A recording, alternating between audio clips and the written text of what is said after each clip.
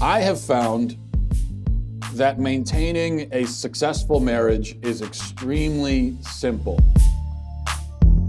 Now, I won't say it's easy all the time, and I certainly won't say that I personally have come anywhere close to mastering the art of maintaining, of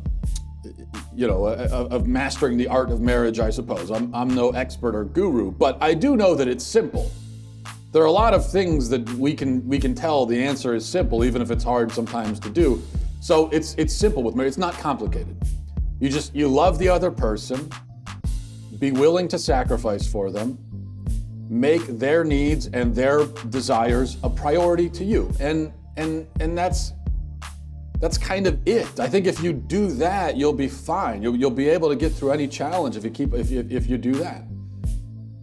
And then here's the other thing. This is part of that, but you have to serve your spouse without keeping score. And this is where feminism really screws things up, I think. It's with the scorekeeping.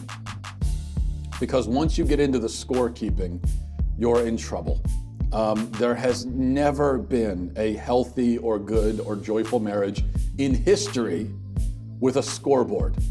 Anytime there's a scoreboard in a marriage, that once you notice that there's a scoreboard like hanging in your living room, at least a metaphorical scoreboard. Once you notice that, you got to go to the marriage counselor because you're in trouble.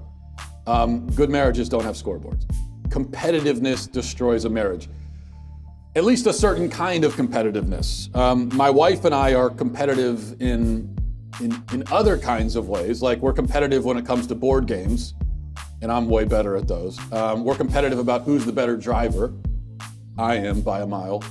We're competitive about parallel parking. Again, I'm better at that. We're competitive about who can guess the ending of TV shows and movies.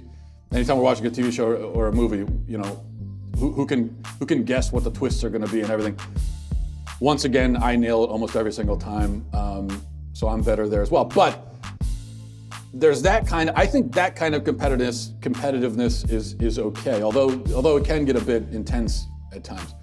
I'm not going to lie. I mean, my wife and I have probably gone to bed angry at each other on more than a few occasions because of board games. So that has happened. But I think the really bad kinds of competitions are the competitions over who works the hardest, who does more around the house, who did this, who did that. The competitiveness that disguises itself as a desire for equality. That's the stuff that kills the marriage. And that's what feminism brings into the marriage. And that's why it is lethal to a marriage.